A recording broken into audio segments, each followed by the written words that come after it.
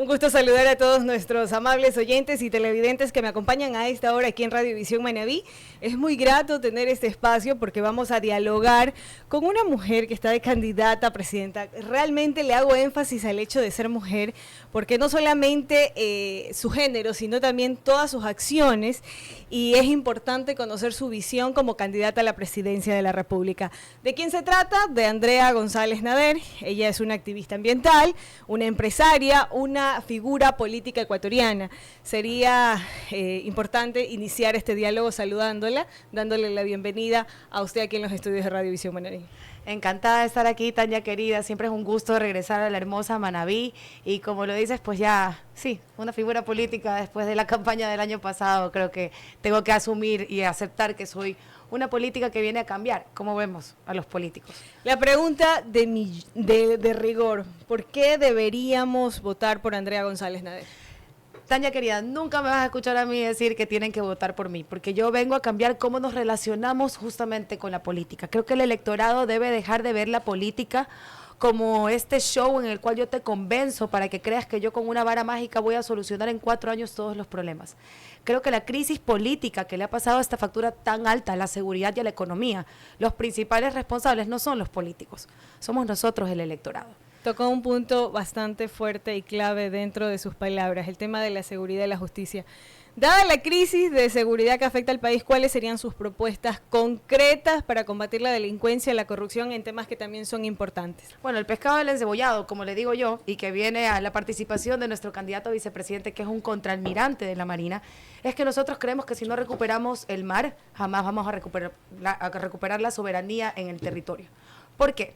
Porque a pesar de los esfuerzos que se hacen en frontera norte y frontera sur, en Ecuador lo que no sale por el mar no ingresaría por frontera norte y frontera sur. Nosotros creemos que el mar ha estado totalmente desprotegido desde hace más de 15 años, que nuestros pescadores son la primera línea de defensa contra las mafias internacionales y nuestra propuesta es sencilla.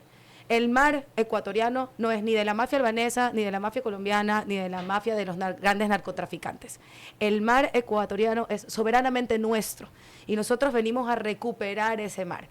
Con mucho gusto puedo decir que me acompaña un caballero valiente que sabe de las épocas de oro donde nuestras glorias navales eran parte de la historia de este país. Quiero recordarle a la generación que tal vez se lo perdió, que nuestra marina era respetada a nivel nacional e internacional. Y que nuestro mar era nuestro, era parte del orgullo ecuatoriano y de nuestro comercio, ha sido históricamente parte de nuestra cultura. Nosotros proponemos la recuperación total de la soberanía marítima. Aquí toca un tema también muy importante. Nosotros somos la radio del pescador. Nuestro principal público oyente son los pescadores. Un abrazo enorme a esos guerreros luchadores en alta mar. Especialmente quienes en estos momentos están en faenas de pesca en alta mar. Gracias a las ondas de Radiovisión nos están escuchando, así que un saludo a ellos. Gracias por ese trabajo. Por acompañar a nuestros pescadores en esa radio, en esa señal, maravilloso. Y asimismo nosotros conocemos cuáles son sus principales problemas. Uno de ellos es el tema de la delincuencia en alta mar, que no tienen una ley que les proteja, tienen una ley que les dicen cuáles son las acciones que deben hacer, pero no se sienten protegidos. Incluso hace unos días se presentó un robo de lanchas, que cada una de estas lanchas, fueron 12 lanchas, cada una de estas lanchas tiene un valor de aproximadamente $25.000. Estamos hablando que las 12 lanchas tendrían un total de $300.000. Entonces son pérdidas cuantiosas que constantemente ellos las tienen. Usted como si llegase a ganar, si llegase a ser parte de la presidencia del Ecuador, ¿cuál sería su proyecto de ley dirigido al sector pesquero? Nosotros somos el único binomio que tiene claro que si no recuperamos el mar, no recuperamos absolutamente nada. Entiendo que los esfuerzos en la parte terrestre han sido volcados a frontera norte y frontera sur. Nosotros hablamos de una total recuperación. Cuando entrevistemos más adelante a nuestro candidato a vicepresidente, te podrá hablar de cómo la Marina puede proteger a nuestro pescador, cómo puede ser parte de que ellos regresen a retomar esa soberanía marítima. Por otro lado, hay algo histórico, y es que nuestras etnias costeras, tanto el cholo pescador como el montubio de tierra, son la última rueda del coche de los gobiernos de turno. No es coincidencia que el bosque seco tropical sea un ecosistema en peligro crítico de extinción y que nuestro mar sea el patio trasero de la mafia internacional. La costa se ha descuidado un montón y lo que no ven es que dentro de esta historia riquísima hay un potencial económico enorme. Tuve el gusto el año pasado de comenzar con las esposas en el sector de Palmar y ellas hablaban ya de agregar un valor a este producto, e incluso de que se estaban algunas ya subiendo a las faenas con los esposos. Hay un potencial enorme que trabajar con la pesca, pero Ecuador ha abandonado, esa es la palabra, ha abandonado el mar. Y en el mar está nuestra historia, está nuestra pesca. Nosotros con gusto nos venimos reuniendo hace pocos minutos con un representante de los pescadores artesanales e industriales. Muchísimo por hacer, pero primero lo primero, recuperemos el mar para nosotros. Cuenten con una candidata que es como soy ingeniera en medio ambiente, tuve la oportunidad de estudiar en la Universidad del Pacífico y pertenecí durante algunos años como vocal voluntaria al Consejo Marítimo Ciudadano. El mar siempre me ha llamado, no solamente porque me encanta el mar y por costeña, sino porque creo que la historia de este país nace del mar. Por eso escogí para candidato a vicepresidente un contraalmirante de la Marina, porque no concibo recuperar la soberanía de este país si no es a través del mar, y eso incluye la protección al pescador. Y ahora en el tema económico, el tiempo apremia y hay que aprovechar hablar de todo un poco. Vamos a cortar un poquito de cada tela. Sí. ¿Cómo planea generar empleo y mejorar la economía ecuatoriana? Usted mencionó que se reunió con las mujeres del Palmar. Aquí en Manta, especialmente, nuestra mayor zona de producción y la manufactura de las mujeres son las mujeres. Nosotras somos quienes limpiamos, hacemos faenas y todo lo demás, porque nuestros esposos están en alta mar, por decirlo Exactamente. así. Entonces, en este entorno, ¿cómo planea la generación de empleo? ¿Cómo planea a nivel ya nacional mejorar un poco la economía que tanto nos está golpeando? Te hablo de macro y micro para poder aterrizar las realidades más palpables, ¿no? Nosotros creemos que el Estado se ha convertido en una vacuna para arriba. Así de fácil te lo puedo poner. Porque el Estado te cobra un montón de impuestos, pero no está presente. El Estado te cobra por vender o por utilizar un local, pero no está presente cuando vienen a asaltar y te espantan los clientes. Entonces, si me vas a cobrar un impuesto, hazme sentir que me estás cuidando.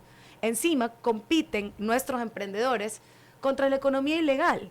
Es decir, si tú te pones un puesto de comida, pero afuera asaltan, te cobran igual impuestos, pero afuera asaltan, pierdes tus clientes. Al lado tienes una competencia.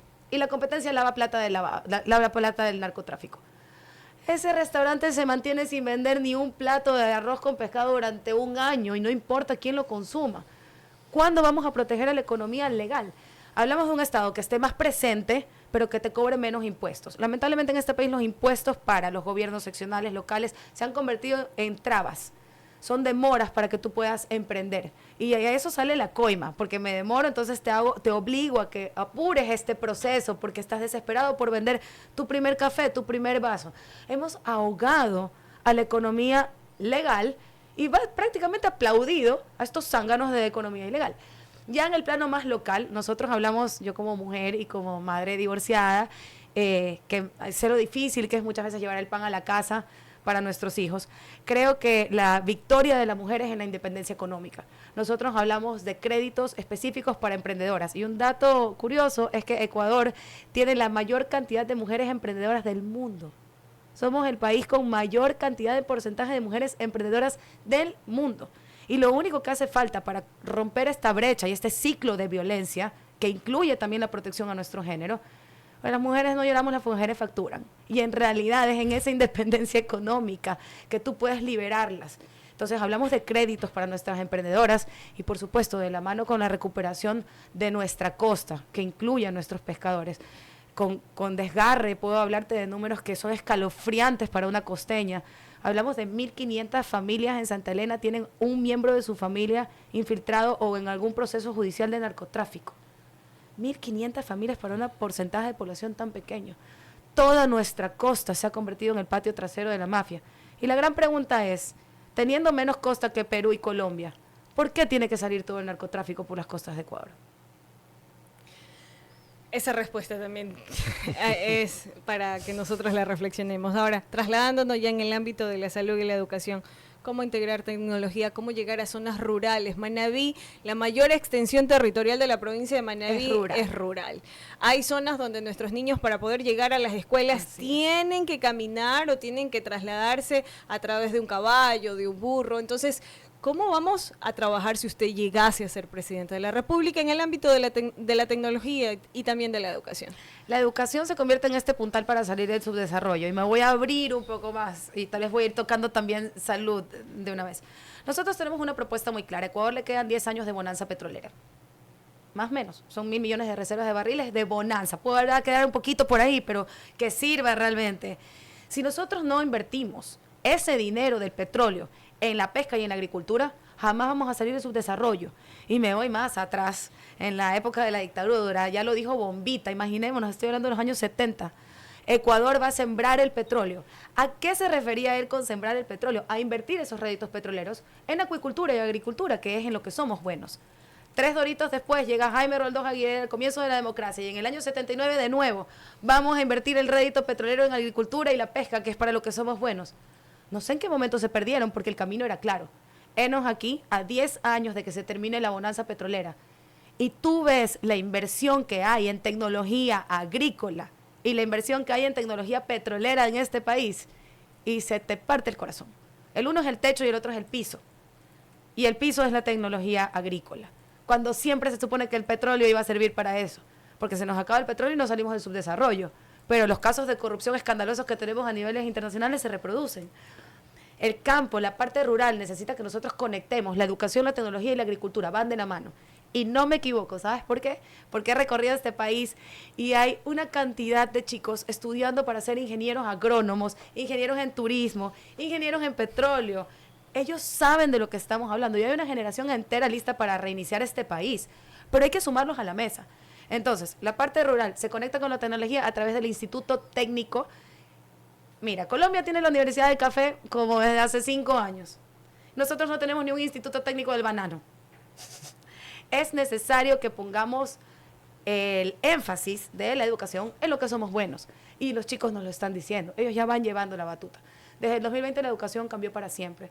Las grandes universidades ya no son edificios enormes, son acceso a un mundo conectado. Y en eso se incluyen las telefónicas y los contratos que tienen que cumplir de conectividad. ¿Cómo es posible que se vaya la luz y no podamos recibir pero ni un mensaje? Todo esto habla de que las telefónicas cumplan sus contratos, de que haya acceso en la ruralidad para una conectividad y que cambiemos el chip de que la educación son grandes inversiones, escuelas enormes, lejísimas de donde está la población que lo necesita. Yo siempre hago esta reflexión. Cuando se crearon estas grandes escuelas y se cerraron las escuelas pequeñas locales, se perdió una parte importantísima del tejido social. La escuela de una comunidad rural pequeña funciona a modo de bolsa de trabajo, conecta comunidades. La profesora se convierte casi en la psicóloga de ese lugar. De ahí nacen relaciones interpersonales y hobbies, deportes. Tú no puedes sacarle a una comunidad pequeña a su escuela y hacer una gigante 2 kilómetros más allá, porque le quitas ese dinamismo que tenía ese tejido social. Como mujer y madre, creo que las mujeres tenemos un poco más de sensibilidad frente a la reparación de tejido social. Este término que usaron de arriba para abajo, al igual que el cambio climático, creo que no tienen idea de qué están hablando cuando hablan de esas dos terminologías. Y usted como ingeniera, como especialista en temas ambientales, sería importante tocar ese tema, pero antes de seguir, yo sí quiero tocar el tema de la salud. No podemos dejarlo aparte. ¿Qué es lo que pasa con la situación actual? O sea, es insostenible. Conocimiento público de que tenemos muchas personas que no logran utilizar sus servicios por parte del IES, asimismo en el Ministerio de Salud Pública, a pesar de que el gobierno nacional dice de que está abastecido, llegan las personas, y también tenemos denuncias de que no hay. En las zonas rurales los centros de salud necesitan una mejor atención y cambiar su infraestructura, mejorar el tema de los médicos. Entonces, ¿cuál sería el proyecto de Andrea González para el tema de la salud? Macro y micro. En el tema macro nosotros tenemos un Ministerio de Salud ausente. Esa es la realidad, que le carga absolutamente todo el peso al IES. Y por eso, aparte de la corrupción que ha engrosado el IES, es que no tenemos un ápice de prevención en este país. El caso de Santa Rosa es escandaloso, yo lo uso como ejemplo. Esperaron a que 1.500 personas vayan a detonar un hospital, porque imagínense lo que son 1.500 personas en un fin de semana en un hospital, expuestos a metales pesados agudos. Es decir, fue tal la cantidad de metal pesado, porque cuando tú consumes un metal pesado tú no tienes síntomas inmediatamente. Esto sale a la luz o sale a reducir años después, cuando ya se te acumula y empieza un daño grave a algún órgano específico. Tenemos cero prevención. Para ponerlo en cristiano, aquí uno espera que se le salga la cabeza para que se la vuelvan a pegar. Nosotros hablamos de la tecnología que ya hay para prevenir la contaminación del agua de este país. Es un gravísimo riesgo para la salud y es la principal causa para la desnutrición infantil. Yo no puedo darle un saco de arroz y comida a un niño que no tiene acceso a agua potable. Es necesario que entendamos que la prevención no solamente va a aliviar a un IES que está quebrado y le va a dar al Ministerio de Salud una presencia que no ha tenido en años. Yo creo que la última vez que recuerdo un Ministerio de Salud presente es en la campaña de vacunación de Máximo, del Tucán. Aquí estoy, vacúnate. Esto debe haber tenido 6 años. Fue la última vez que yo sentí que había un Ministerio de Salud presente y previniendo que lleguemos a estos puntos de insostenibilidad. El IES tiene que ordenar la casa. Los casos de corrupción del IES son conocidos a nivel nacional. Tenemos que regresar a comprar directamente de los proveedores. Se puede hacer desde la embajada de un país a otra. Debemos hacer que la tecnología funcione, la prevención, las citas médicas online, por supuesto que previenen y pueden manejar mejor, por ejemplo, la automedicación, que es uno también de los problemas más graves que tenemos a falta de una consulta oportuna. Por otro lado, hay un proyecto que algún candidato se me robó el año pasado en el debate y no tuvo ni la decencia de darme el crédito. Habla del medidor de la calidad de agua, aire y suelo. Estos son datos que deberían ser públicos para las tomas de decisiones, que le sirven al agricultor, que le sirven al alcalde, que le sirven al gobernador. A todos nos sirven estos datos. Y en el contexto de Latinoamérica, donde los activistas son asesinados a diario, somos el lugar del mundo donde más activistas ambientales se asesinan, estos datos se convierten en vida o muerte. Porque en el momento que yo quiero denunciar que hay una empresa legal o ilegal contaminando la toma de agua, yo tengo que ir a pagar para que venga alguien del Ministerio de Medio Ambiente, tome la prueba y vaya a un laboratorio certificado y no me cobran menos de $3,000. ¿De qué estamos hablando? ¿Dónde está la prevención en salud? Prevención, tecnología, erradicación de la corrupción del IES y compra directa de medicinas. Wow, es bastante amplio tocar. Tocó también el tema de la agricultura. Manaví es totalmente agrícola. Las proyecciones, actualmente se está hablando que, por ejemplo, en el caso del cacao, no se puede tener una especie de exportación del producto si no hay zonas que no estén reforestadas. Ya entrando en el ámbito, en su materia, como activista ambiental, ¿cómo proyectar la zona agrícola para evitar todo esto de los incendios forestales, de las quemas innecesarias? ¿Cómo mejorar el suelo? ¿Cómo ayudar el tema de la ganadería? Nosotros tenemos la PAPA, así se llama, el Plan de Apoyo al Productor Agrícola. Y ojo, plan de apoyo, no digo subsidios. Plan de Apoyo al Productor Agrícola. La PAPA habla justamente de poner tecnología disponible. Vengo compartiendo el regreso a Guayaquil con una experta de la AHERT, la Asociación de Graduados de la Universidad Earth en Costa Rica, de agronomía. Y habla de que ya en Ecuador tenemos la tecnología donde los drones van mapeando el terreno donde se va a sembrar y te indican qué parte del terreno necesita nitrógeno, en qué parte necesita potasio, en qué parte necesita fósforo. Acto seguido le transmite esta información al dron más grandecito que tiene el NPK, y este NPK se va poniendo específicamente en donde falta en el terreno. Esto no solamente te alivia la economía de un agricultor que pone NPK sin saber en dónde falta, sino que también previene la eutrofización, que grave daño le hace a nuestros ríos. Eutrofización es cuando van los nutrientes de la agricultura al agua y proliferan muchísimas algas y vemos esos lechuguines que cubren todo, por ejemplo, el humedal de la cegua. Es necesario que seamos eficientes con el uso de nuestros recursos. Pero un agricultor pequeño no tiene para comprarse los 2 drones y utilizar toda esta tecnología.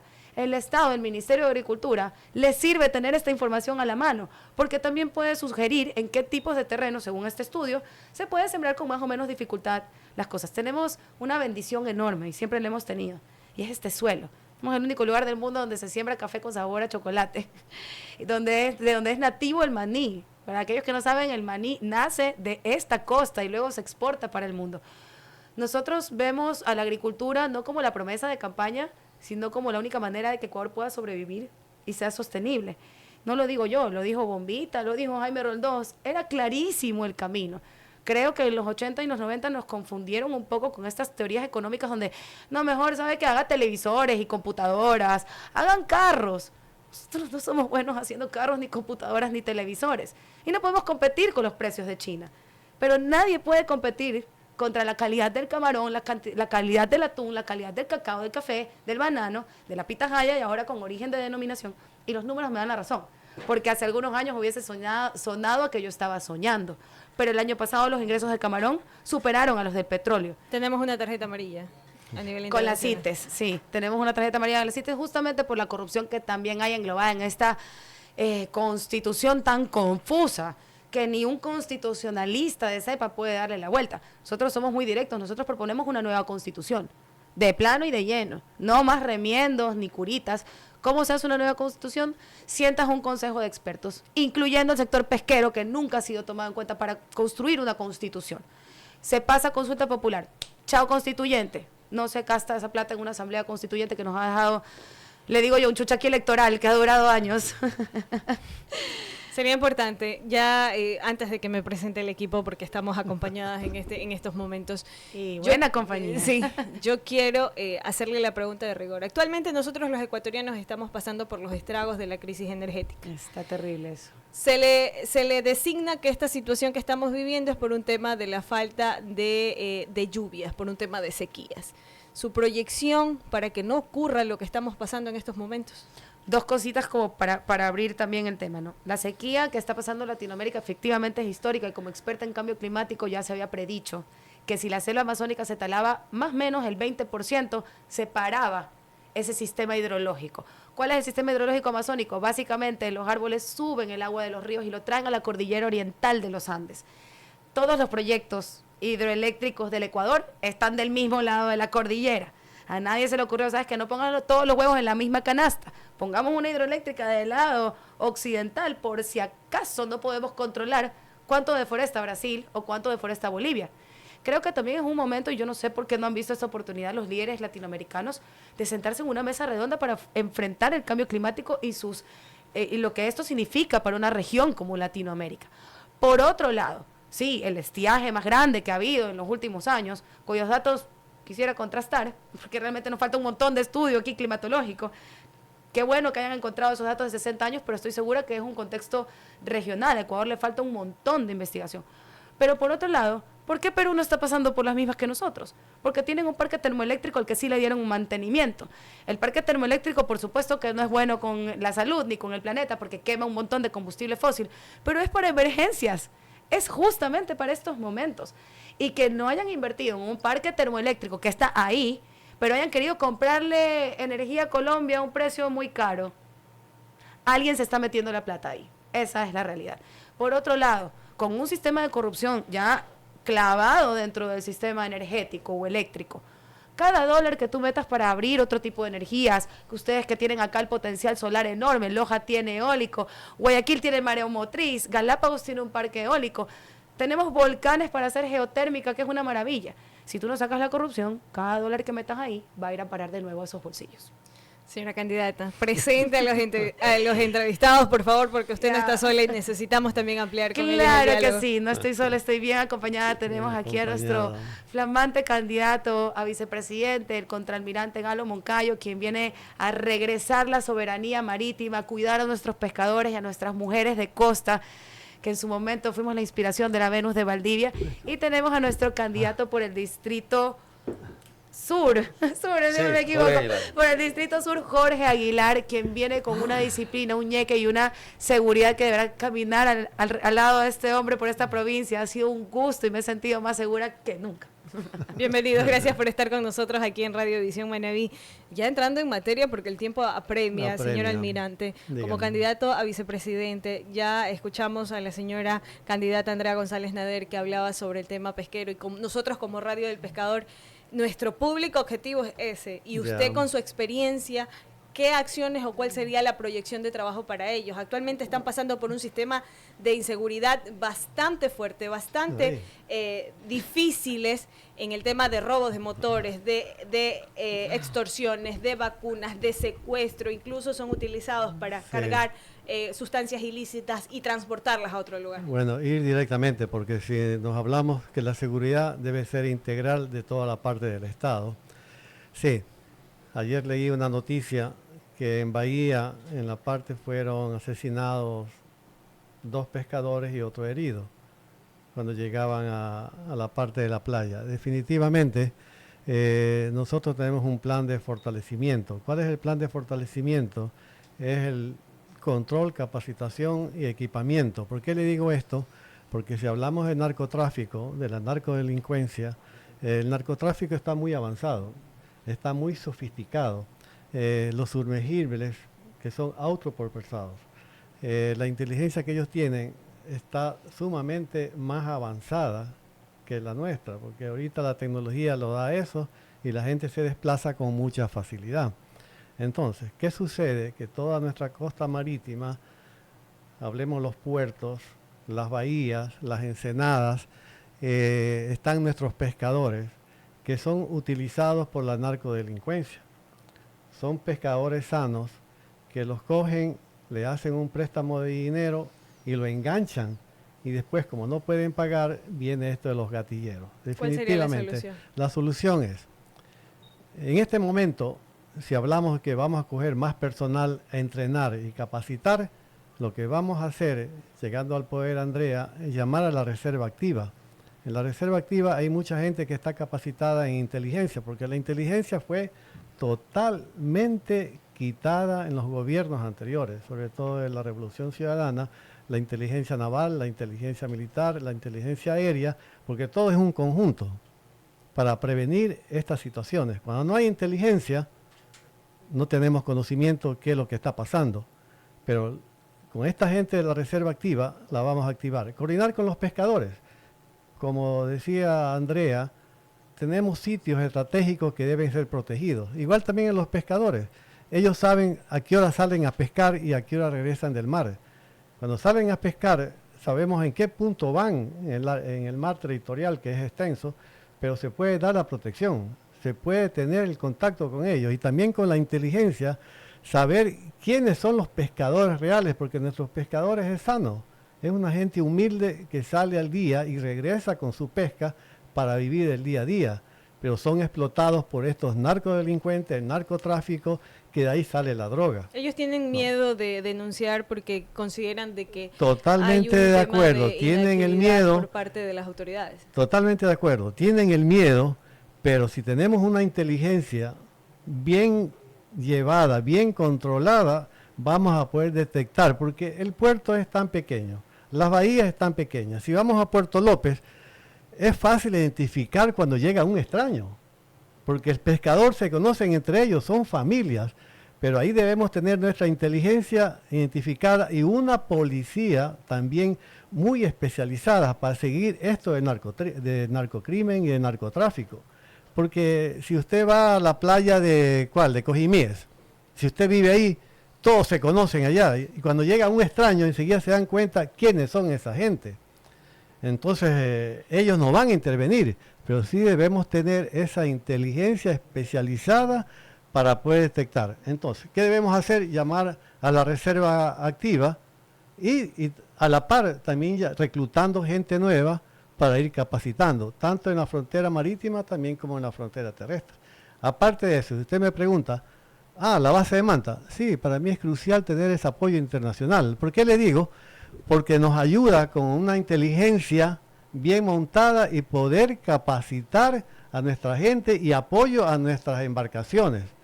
Entonces, debemos tener capacitación y debemos tener equipamiento. ¿Equipamiento de qué también? Pero al hablar de la base de Manta tocó un punto bastante clave. Interesante. Interesante. Sí, es interesante. Actualmente Estados Unidos no tiene proyección de regresar a la base de Manta acá. Bueno, entonces tenemos que buscar otras alternativas porque si ellos no quieren venir, aunque el gobierno ya lo propuso, y además, si están volando los aviones, si llegan los FOL acá, sí, ellos y eso ayudan, de todas maneras es una ayuda porque los aviones vuelan y le pasan la información a la parte nuestra de gobierno, a la parte nuestra marítima, y salen las embarcaciones a hacer las actividades en persecución. Y si ha habido unas actividades, pero necesitamos tener mejor equipamiento, mejor tecnología y más unidades para poder controlar el mar territorial. Y aprovechando su experiencia en temas de seguridad, ¿cuál sería el plan de trabajo en temas de seguridad en el gobierno de Andrea González Nader? Porque actualmente la situación, el señor presidente Daniel Noboa declaró al Ecuador en un estado de conflicto armado interno. Significa que estamos en un estado de guerra interna. ¿Cuál sería la proyección de ustedes como gobiernos? ¿Cuáles serían las bases de trabajo? Bueno, las bases de trabajo están dadas. El seguimiento con inteligencia, definitivamente son como 10 años, 15 años que se ha perdido la inteligencia y ellos han crecido en información, se han metido en los organismos del Estado, se han metido en la justicia, se han metido en toda la parte estructural del Estado. Entonces nos toca meter la inteligencia para poder recuperar, porque si no tenemos inteligencia, ¿qué podemos hacer? Ahora, nuestra gente sí está capacitada. Si hablamos de los estados de excepción, bueno, es una política del presidente, a pesar que en el artículo 158 de la Constitución habla que las Fuerzas Armadas y la Policía Nacional tiene que defender la soberanía nacional y la integridad territorial, y lo podemos hacer. O sea, a veces tantos estados de excepción a la gente la pone nerviosa. Si hablamos de Ponce Enríquez, que es una parte minera, ¿qué haríamos?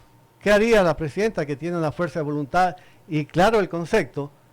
Coger y aplicar todo el poder militar, porque ahí están narcotraficantes, la narcodelincuencia internacional, está la guerrilla que está hundiendo a un pueblo trabajador y gente humilde que son los mineros, pero si no hay el trabajo en conjunto para poder hacer un rastrillo, tanto en el norte como el sur, y poder revisar todo y hacer una secuencia, hemos dicho con los organismos del Estado, tiene que entrar la UAFE, para ver ahí esa gente que tiene edificios grandes o tiene los negocios o cómo se han hecho el dinero para poder tener un control exacto. Pero esas serían las actividades, porque si no hay la inteligencia, usted pierde todo un estatus de seguimiento y controles. Y el SRI y todos estos organismos del Estado tienen que entrar a trabajar. Y eso es lo que ha dicho Andrea. Si los organismos del Estado no están presentes en ese sitio, no solamente hablemos de la UAFE, debe entrar la educación, debe entrar la salud, porque son medios que nos dan información, y en ese equipo que tenemos puede entrar la reserva activa de inteligencia para poder brindar la información, porque en educación sabemos, en ese sitio, cuántos bebés están, cuántos niños tienen, cuántas familias están, cuántos hay de 15 años, 17 años, están estudiando o no están estudiando. Entonces, esos son datos que nos alimentan para poder hacer un cerco y poder actuar de manera inmediata. O sea, esos son los trabajos y los planes que se debe hacer. Y eso lo debería hacer el gobierno, definitivamente, porque aquí no estamos para decir, somos los únicos. No, lo decimos frentemente, y si ellos lo hacen, que lo hagan ahora. Es decir, que ya tendrían establecido un modelo de gestión para saber cuáles son las rutas de acción en contra de los grupos de delincuencia organizada. Eso es lo que dice la presidenta. El primer día que llegamos, esa va a ser la actividad con las Fuerzas Armadas y la Policía Nacional y todos los organismos del Estado. No solamente le vamos a dar la responsabilidad a Fuerzas Armadas, a pesar que las Fuerzas Armadas se han mantenido hasta el presente y no caer como Venezuela o Nicaragua, donde ellos fueron serviles o son un partido político del gobierno. Nuestras Fuerzas Armadas están para defender al ciudadano ecuatoriano, proteger nuestra integridad y trabajar como un organismo fuerte para la población. Ese es el pensamiento de la presidenta Andrea González. Muy agradable dialogar con usted. Ahora, rápidamente, por cuestiones de tiempo, porque el tiempo apremia y ya en breve vamos a iniciar nuestra jornada de noticias, sería importante, señor candidato asambleísta por la zona sur de Manabí, don Jorge Aguilar, que nos comente cuál sería su plan de trabajo dentro de la Asamblea Nacional. A nivel de Manabí necesitamos mucha fiscalización en obras. Tenemos una fallida refinería con un terreno aplanado que deforestaron una cantidad de especies de árboles, cuántos animales quedaron. ¿Cuál será su proyección dentro de la Asamblea? Bueno, muchas gracias, Tanya, de verdad, también por el espacio que nos da Radiovisión, y un saludo a la comunidad manabita, y de verdad que me siento muy honrado en este día tener la presencia de una gran mujer tan valiente, tan guerrera, y acompañada también de un vice de oro, como lo dice un contraalmirante Galo Moncayo. Obviamente un estratega en seguridad. Mi experiencia como empresario, que siempre hemos suministrado servicios de seguridad a todo el sector público y el sector privado, me permite, obviamente, poder aportar con mis modestos conocimientos de llegar a la Asamblea, y que así va a ser, crear políticas criminal y buscar soluciones para enfrentar las causas. ¿Y cuáles son las causas? Tenemos que atacar a las personas que están hoy por hoy excluidas y que están siendo víctimas de la narcodelincuencia, del crimen organizado, que obviamente se aprovechan de estos jóvenes, adolescentes, para poder hoy, dejando a un lado las plumas, obviamente sus cuadernos, y se alistan a formar parte de estas mafias y que son prácticamente carne de cañón, están utilizando a nuestra gente. Entonces hay que apuntar con una cultura y educación, pero creando una política criminal en prevención, que la represión sea lo último. Cuando falla lo primero, obviamente ya sería como última instancia la represión, pero hay que apuntar y reformar y crear leyes que vayan en beneficio para poder contrarrestar. Y no solamente el mal está en la inseguridad que estamos viviendo, tenemos un gran mal, lamentablemente, que deja mucho que decir, este mal de la corrupción, que está enquistado en todos los estamentos. Entonces hay que apuntar. ¿Por qué? Porque dejan un mal predicamento estos malos políticos que hoy por hoy se llevan los recursos del Estado y que nos causan bastante daño, porque también están haciéndole daño, llevándole también, quitándole la educación, quitándole la salud a todo nuestro pueblo manabita y del Ecuador entero. Esto es importante, el tema de la educación, también el tema del sector pesquero, como lo he preguntado anteriormente. ¿Alguna proyección de ley para ellos? Estamos recogiendo, teniendo conversaciones con diferentes sectores para luego, obviamente, con esa necesidad nosotros empoderarnos y cuando lleguemos a la Asamblea Nacional y obviamente y hacer gobierno, que es lo que queremos, no solamente tener poder en la Asamblea, crear un gobierno para poder trabajar paralelamente en beneficio de la colectividad manabita y del Ecuador entero.